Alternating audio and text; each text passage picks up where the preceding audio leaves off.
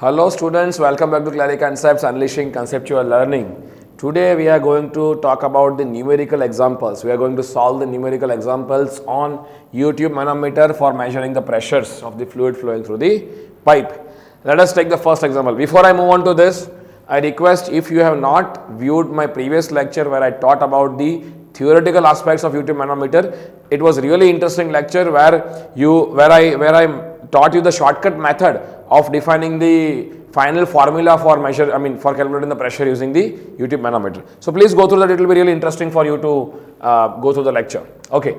Example number 1. The right limb of a simple U Tube manometer containing mercury is open to the atmosphere, while the left limb is connected to the pipe in which a fluid of specific gravity 0.9 is flowing. So you have been given a circular pipe, and let me draw the U Tube manometer. My drawing is really poor, so please pardon me for the same, but I will try my level best to give you the best. So let us say the fluid flowing through this main pipe has density, specific gravity is given to U as 0.9. So I will write the given data. Let's say specific gravity mainly of, I think oil is going, it is 0.9. 0.9. So density of oil will be, specific gravity is flowing. Okay, fluid is given, any fluid. So it is not oil as such, it is any fluid. So let me just write 1, rho 1 as a main fluid. Specific gravity 1, rho 1. And I know that if, I hope you remember the specific gravity into 1000 will give you the density of the fluid, rho 1. That is 900 kg per meter cube. They have said that the mercury is filled in the, as a manometric fluid in the U Tube manometer. Okay. The center of the pipe is 12 centimeter below the level of mercury in the right limb. Now you see, that means let us say you have mercury somewhere over here and up till this point. This is mercury. Black color is mercury, right? Density of mercury. So what they say is the center of the pipe, that means this, the center of the pipe is 12 centimeter below the level of mercury in right limb. So level of mercury in right limb is over here. So center of the pipe is 12 centimeter below. So this distance is 12 centimeter. Okay. Now find the pressure of the fluid in the main pipe if the difference of mercury level in the two limbs is 20 centimeter. So they say, let us say this is point A. So they are saying to find pressure at point A if the difference between the level of mercury between both of this limb. So level of mercury in left limb is somewhere over here and right limb is somewhere over here. So if I talk about this distance, this they are saying is to be 20 centimeter. Correct? Okay. Now let me mark several points. Now see, how do you mark several points? You start with this point. This point is your point A. You come back to this point, let's say point B, and then come down to this point, point C, right? And then you take a line parallel to this point, mark a point D, and then mark a point E over here. Simple. Clear? Now what you will do? You will try to mark the distances. So let's say this is your H1, and then this is your H2 from here to here. So let me mark the distances. H1 is what? H1 is 20 minus 12, that is 8 centimeter, and 8 centimeter is 0.08 meters. What is H2? H2 is directly 20 centimeter, so which is 0.2 meters. I will use the values in SI unit only. Okay. Now let me start. See, rho 1 is 9,900. Now mercury is filled. So what is density of mercury? It is not given. See, you have to remember these two things, density of mercury and density of water. Density of mercury is always 13,600 kg per meter cube. Many times in numerical they may not give you. Okay. So this is a very standard fluid, so you have to remember this density if possible, so that you don't lose your marks. Okay. Now let me go by shortcut method. So I am standing at point A. I will have to move from A to B, then B to C, C to D, and then D to E. And I will have to check the pressure faced by me. So when I am at point A, my pressure is PA. Simple. When I go to point B, There is no change in pressure because I am moving horizontally in the same fluid. Then when I move from B to C, pressure is increasing by the amount rho g h. What is rho of between these 2 points? Rho is rho 1 g and h1. So I'll put plus rho 1 g h1. Yes. Then moving from C to D, no change in pressure because both C and D are lying on a same horizontal line, and you can connect both of them with being in the same mercury fluid. So pressure are same. Then moving back from D to E, you are going upward. Pressure reduces by the amount rho g h. Rho kaun sa hai? What is the rho in between these 2 points? Rho is rho of mercury. So rho m g h2. So minus, because it is reducing, minus rho m g h2. And at this point, pressure felt by U is pressure at E. So this is nothing but pressure at E equals to pressure at E. Now you just take both this term on the right hand side, and pressure at E is atmospheric pressure.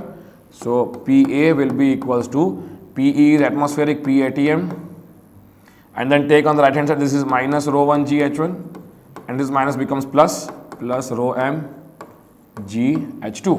So P ATM is 0 Pascal gauge. So PA will be equals to what is rho 1? Rho 1 is 900. So this is 900 into 9.81. What is H1? H1 I have found out 0.08. 0.08 plus 13600 into 9.81 into 0.2, which is H2. Let me calculate and get back to you. So this is 13600, 9.81 and 0.2 minus 900 into 9.81 into 0.08. You should get 25976.88 Pascal gauge pressure. Right? This is the answer. So the pressure inside the pipe, okay, pressure inside of the fluid flowing through this pipe is 25,976 Pascal. I hope you got this very shortcut method to solve the numerical, right? Alright, let us take another example. So now I have some different kind of fluid and manometer. The water in a tank is pressurized by air, and the pressure is measured by the multi-fluid manometer as shown in figure. So far in theory we have only understood U Tube manometer, but the shortcut trick which I explained you for U Tube manometer will also be valid for this particular case. Okay, so that method is applicable for any kind of manometric examples. So what they are saying, they have a tank and water is pressurized by the air above it. So air is at higher pressure. Now the tank is located on a mountain. This is located TED on a mountain at an altitude of 1400 meters, where the atmospheric pressure is 85.6 kilopascal. So when they give atmospheric pressure, that is this one, P atmospheric, somewhere over here. So I could say that P atmospheric, the absolute value is 85.6 kilopascal. Determine the air pressure in the tank if H1 is 0.1 meters, H2 is 0.2 meters, H3 is 0.35 meters, and take density of water, oil and mercury to be 1000, 850 and 13600 kg per meter cube respectively. Now let us first see the figure. Firstly, I have the air, 0.1 is over here. My purpose is to find pressure of air, that means pressure at 0.1. So I need to find pressure at 0.1. Now you have been given water, so density of water is 1000. So water is filled up to this point. Then this is oil. Density of oil is how much? 850.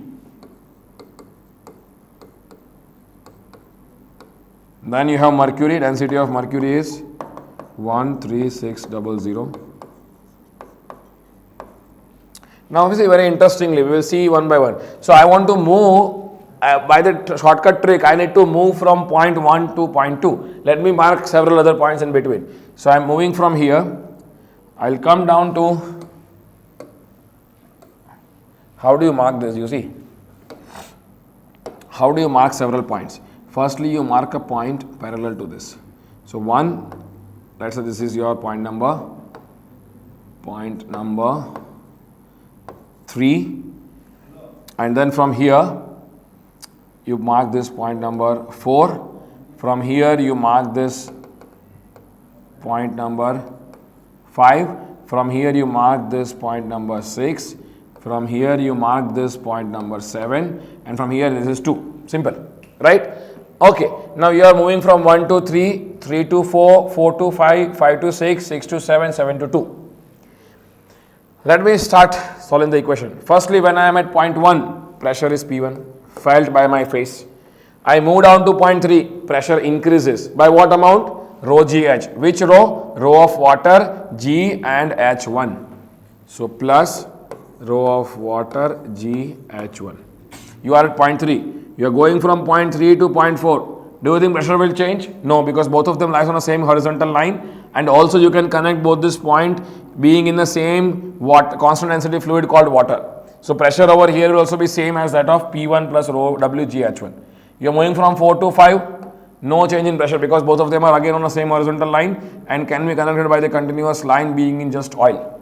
Yes? So pressure at 5 will also be the same. Now moving from 5 to 6, you are going downward. Pressure increases by what amount? Rho GH. Rho of what? Oil is filled. So rho of oil GH2. So plus rho of oil GH2. But then you reached at this particular point, 6. Now going from 6 to 7, no change in pressure because both of them lies on the same horizontal line being in the same constant density fluid. You can connect these 2 points, right? So pressure at 7 will also be the same. Then moving from 7 to 2, you are going upward. Pressure reduces by what amount? Rho of mercury G and H3. So minus rho mercury G H3. So now you reach at point 2. So this is pressure. This is pressure felt by you at point 2. So you can equate this to point 2. Very easy. Now you take all this term on the right hand side. So you will get P1 is equals to P2 is P atmospheric. This is plus, so you will get this minus rho W GH1. This is plus, it will become minus rho oil GH2. This is minus, that will become plus rho M GH3. So now what do? You put the values, simple. I have all the values. Atmospheric pressure is 85.6 kilopascal. You convert that to pascal only. This is 85,600 because 10 to the power 3. Kilo is 10 to the power 3. Minus density of water 1000 into 9.81 into what is H1? H1 is 0.1 meters. Minus rho of oil. Rho of oil is 850 into 9.81 into H2. H2 is 0.2 meters. Just remove the meter right now. And then plus rho of mercury 13600 into 9.81 into H3. H3 is 0.35 meters. Now simply use your calculator and get the answer. Nothing else. So you need to say 13600 into 9.81 into 0.35, then minus this, that is 1000 into 9.81 into 0.1, and then minus 850 into 9.81 into 0.2, okay, then plus 85600. You will get 129,646.9 Pascal. And this is an absolute value of pressure because you have used absolute value of pressure for the atmospheric, which is 85 kilopascal. Clear? I hope you understood this example. This is the final answer. So you can say that the air pressure in this chamber is 129646.9 Pascal absolute. Thank you so much. See you in the next class where we will solve more numericals. So for such videos and conceptual clarity, you can log into our website www.clariconcepts.com. Thank you.